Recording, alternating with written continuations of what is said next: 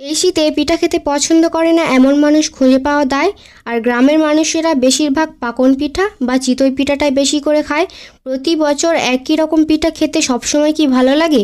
এবছর যদি একটু ভিন্ন রকমের পিঠা খাওয়া যায় তাহলে তো একঘেয়েমিটা কেটে যায়। সবসময় একই রকম পিঠা ভালো না লাগলে এরপর যখন পিঠা খেতে ইচ্ছা করবে তখন আমার মতো এই সুইস রোল পিঠাটা বানিয়ে নিতে পারো। দেখতে তো সুন্দর, সাথে খেতেও টেস্টি। তো পিঠা বানানোর জন্য প্রথমেই একটা প্যানে দিয়ে দেব 1 বাটি চালের গুঁড়ো আর 1.5 বাটি ময়দা। এখানে যে কোনো চালের গুঁড়ো দেওয়া যাবে, কোনো অসুবিধা হবে না। আর পরিমাণটা চাইলে তোমরা কম বেশি করে নিতে পারো। তারপর 1 চামচ দিয়ে দেব নুন। এখন সব ইনগ্রিডিয়েন্টসগুলোকে খুন্তি দিয়ে ভালো করে নেড়ে চেড়ে নেব। এই পর্যায়ে গ্যাসের ফ্লেম লোতে রেখেছি। প্রায় 2 মিনিট মতো আমি ময়দা আর চালের গুঁড়োটাকে নেড়ে নিচ্ছি। এখানে ময়দাটাকে মেশানোর কারণ হচ্ছে পিঠাটা অনেক সফট হবে। 2 মিনিট পর আমি এখানে হাফ গ্লাসের একটু কম পানি দিয়ে দিচ্ছি।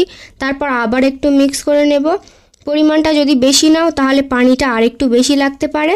এইভাবে মেশাতে মেশাতে চালের গুঁড়োটা একটু সিদ্ধ হয়ে যাবে। তখন গ্যাস অফ করে দিয়ে আমি এটাকে প্যান থেকে নামিয়ে 10 মিনিট রেখে দেব।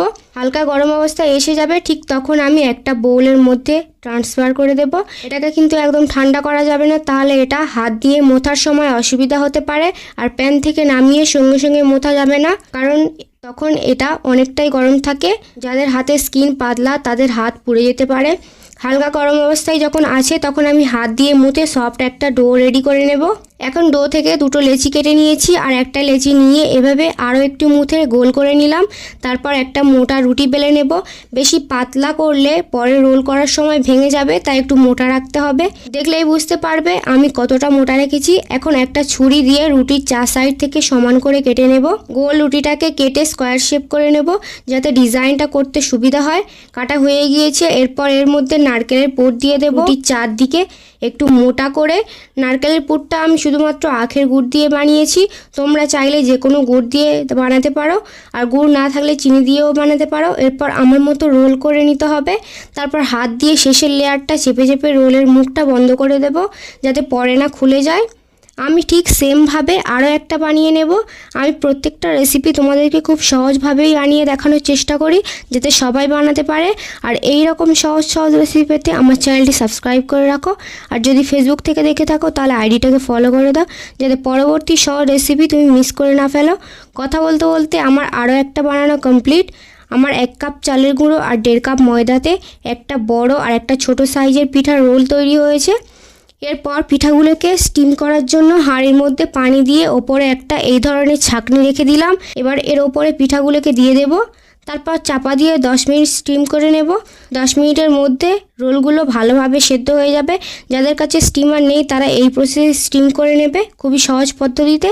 প্রায় 10 মিনিট পর আমি দেখে নিচ্ছি পিঠাগুলো একদম ভালোভাবে স্টিম হয়ে গিয়েছে। এবার এগুলোকে নামিয়ে ঠান্ডা করে নেব। ঠান্ডা হওয়ার পর আমি পিঠাগুলোকে একটা প্লেটে ট্রান্সফার করে নেব। তারপর এগুলোকে আমি কেটে দেখাবো। আর কাটার পর পিঠাগুলো দেখতে খুবই সুন্দর দেখাবে। গরম গরম কাটলে পিঠাগুলো সফট হওয়ার কারণে ভেঙে যেতে পারে, তাই ঠান্ডা হওয়ার পর কাটতে হবে। আমি এগুলোকে একটু মোটা মোটা করে কেটে নিচ্ছি। বেশি মোটা বা বেশি পাতলা করলে পিঠাগুলো দেখতে ভালো লাগবে না। দেখো কতটা সুন্দর হয়েছে এই পিঠাগুলো, দেখতেও সুন্দর আর খেতেও সুন্দর এই সুইস রোল পিঠা। চাইলে বাড়িতে কোনো গেস্ট আসলে এগুলোকে দিতে পারো, দেখেই প্রশংসা করতে শুরু করে দেবে। আর খেয়ে তো তার ওপর আরেকবার বানিয়ে দেওয়ার জন্য রিকোয়েস্টও করতে পারে, কারণ এই সুইস রোল পিঠাটা খুবই টেস্টি।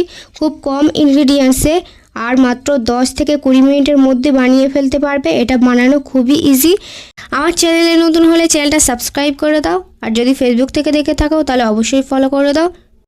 এরপর তোমরা কোন ভিডিও দেখতে চাও সেটা কমেন্টে জানিও, আমি ট্রাই করে দেখব।